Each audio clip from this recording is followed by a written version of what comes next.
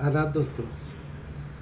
आज फेसबुक पे लाइव आया था, तो उसने मुझसे कुछ सवाल जवाब किए। तो प्रोग्राम ख़त्म करके मैं चला गया नीचे जुम्मा पढ़ने। जुम्मा पढ़ के वापस आया तो मैंने देखा मेरे मोबाइल पे अन्नी को मिस कॉल मैसेज पड़े हुए थे। तो मैं एक एक पढ़ते गया। उसके बाद मैं सोचा कितने लोगों का जवाब दूंगा, लाओ एक छोटा सा वीडियो बना के डाल देते हैं जिससे सब क्लियर हो जाए।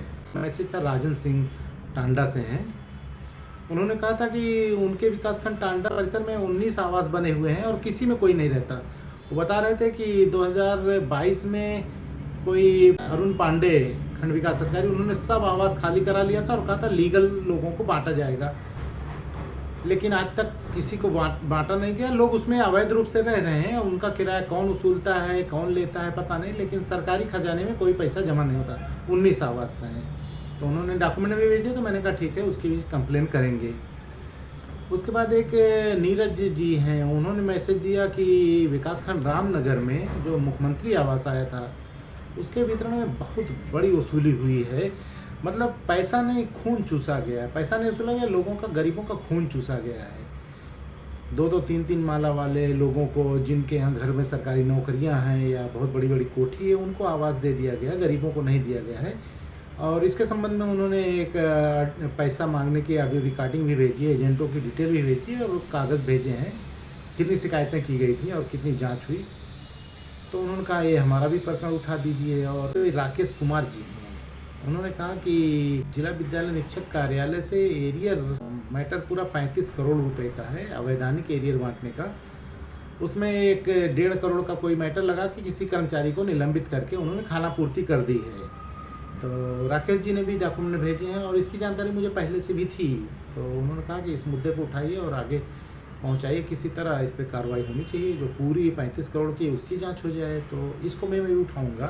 एक गिरीश चंद पांडे जी हैं, उनका मैसेज था कि जेटली इंटर कॉलेज अकबरपुर में चपरासी की नियुक्ति का कोई मामला था, उसमें शिकायत हुई, जांच हुई, जांच में आरोप सही पाए गए, जिला विद्यालय निरीक्षक के विरुद्ध कार्रवाई भी होगी, लिखा पढ़ी हुई और उनसे कुछ वसूली का आर्डर भी हुआ है। लेकिन ये सब होते हुए भी उन चपरासियों का आज तक वेतन नहीं रोका गया, उनको निरंतर वेतन मिल रहा है। ये गलत है, वो बता रहे थे। तो उन्होंने भी पेपर भेजे हैं और कहा ये मुद्दा उठाइए और इस पर आगे कार्रवाई भी कराइए। आगे 2 मैसेज थे, वो बहुत ही दिल को छूने वाले थे। एक व्यक्ति हैं, उन्होंने मैसेज किया कि देखिए हाईकोर्ट जाने पे ही अगर कार्रवाई होती है तो आप ज़रूर जाए, पैसे की वजह से कार्रवाई मत रोकिएगा। जितना पैसा हाईकोर्ट में लगेगा वो मैं दूंगा, लेकिन ले जाइए। वो उसमें मैंने कहा था, दुबे वाले में जो आवास में रहता था, मैंने कहा था ऐसे ऐसे प्रोसीजर होता है, बाद में शासन में भी अगर कार्रवाई नहीं होती तो हाईकोर्ट जाना पड़ता है, 10-15 हज़ार 10-5 हज़ार रुपये जो खर्चा और लग जाता है। उस पर इन्होंने कहा कि हम देंगे पैसा, लेकिन आप कार्रवाई कीजिए। और एक व्यक्ति और हैं, उनका मैंने काम किया था कई बार, वो बेचारे बहुत गरीब हैं, उनको आवास वगैरह भी दिलाया था।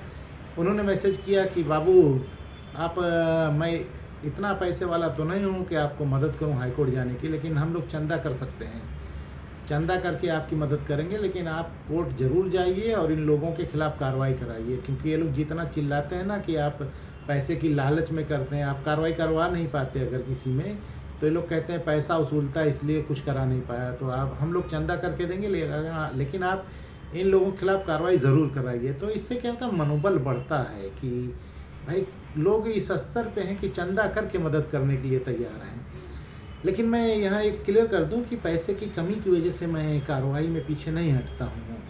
असल में वजह क्या है कि मुझे 6 से 8 घंटा अपने काम करना रहता है। भाई मेरा भी अपना जीवन खर्चे हैं, तो मुझे अपने रोज़गार पे काम करना पड़ता है, ध्यान देना पड़ता है। उसके बाद जब मैं वापस आता हूँ तो फिर वही मोबाइल, लैपटॉप, मैसेज, ये सब चेक करके कितने सवाल क्या क्या किसकी है, उनका जवाब देना, उनके लेटर बनाना, उसका कर नहीं मिलता है। लेकिन मैं पूरी कोशिश करता हूँ और बहुत से लोगों को बहुत दिन तक नहीं कुछ हो पाता है, जवाब ही नहीं दे पाता हूँ, तो लोग मायूस हो जाते हैं। लेकिन मैं कहना चाहता हूँ मायूस ना हो, काम सबका होगा। अब भाई काम ज़्यादा होने की वजह से ना कर पाऊँ ये अलग बात है, लेकिन किसी को मैं इग्नोर नहीं करता। जिसने भी कोई भी मैसेज दे दिया या काम के लिए कहा, मेरी तरफ से नहीं, वो जिस दिन नहीं करना रहेगा मैं बता दूंगा, मैं नंबर अपना बंद कर दूंगा, लोगों से बातचीत करना बंद कर दूंगा। लेकिन जब तक नंबर चालू है और लोगों से बातचीत कर रहा हूँ तो ऐसा नहीं रहेगा कि मैं जानबूझ के किसी को इग्नोर करूँ या पैसे की कमी की वजह से ना करूँ। और मैंने एक वीडियो में बताया था कि मैं लोगों को मौका देता हूँ सुधरने का, तो इसका मतलब ये ना समझिए किसी कार्रवाई में 2-3 साल लग गया तो मैं उससे पीछे हट गया। उसको मौका देते हैं कि सुधर जाए,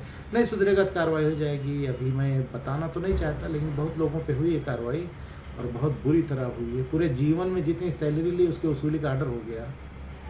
तो होता है, आप लोग इत्मीनान रखिए और भरोसा रखिए, सबका काम होगा इंशाल्लाह। और